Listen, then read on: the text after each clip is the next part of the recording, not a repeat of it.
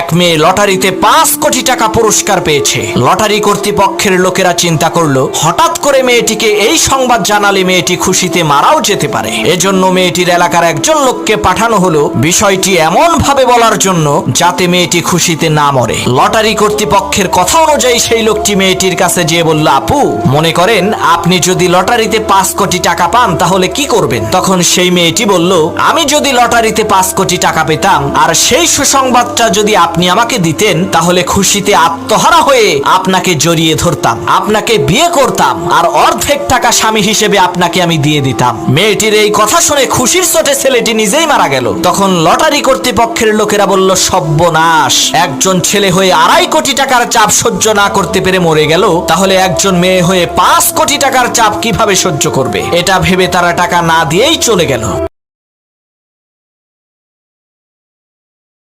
এক মেয়ে লটারিতে 5 কোটি টাকা পুরস্কার পেয়েছে। লটারি কর্তৃপক্ষের লোকেরা চিন্তা করলো, হঠাৎ করে মেয়েটিকে এই সংবাদ জানালে মেয়েটি খুশিতে মারাও যেতে পারে। এজন্য মেয়েটির এলাকার একজন লোককে পাঠানো হলো বিষয়টি এমন ভাবে বলার জন্য যাতে মেয়েটি খুশিতে না মরে। লটারি কর্তৃপক্ষের কথা অনুযায়ী সেই লোকটি মেয়েটির কাছে যেয়ে বলল, আপু, মনে করেন আপনি যদি লটারিতে 5 কোটি টাকা পান তাহলে কি করবেন? তখন সেই মেয়েটি বলল, আমি যদি লটারিতে 5 কোটি টাকা পেতাম আর সেই সুসংবাদটা যদি আপনি আমাকে দিতেন তাহলে খুশিতে আত্মহারা হয়ে আপনাকে জড়িয়ে ধরতাম, আপনাকে বিয়ে করতাম আর অর্ধেক টাকা স্বামী হিসেবে আপনাকে আমি দিয়ে দিতাম। মেয়েটির এই কথা শুনে খুশির চোটে ছেলেটি নিজেই মারা গেল। তখন লটারি কর্তৃপক্ষের লোকেরা বলল, সর্বনাশ, একজন ছেলে হয়ে 2.5 কোটি টাকার চাপ সহ্য না করতে পেরে মরে গেল, তাহলে একজন মেয়ে হয়ে 5 কোটি টাকার চাপ কিভাবে সহ্য করবে? এটা ভেবে তারা টাকা না দিয়েই চলে গেল।